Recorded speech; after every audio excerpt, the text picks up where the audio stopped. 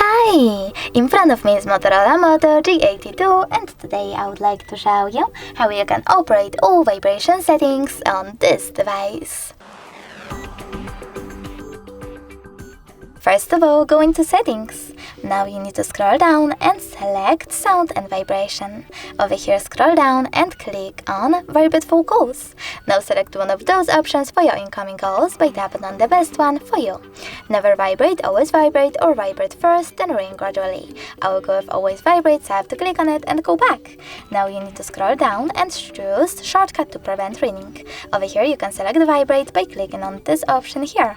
Now go back and tap on the switcher next to outgoing call vibration if you wish to enable or disable this feature.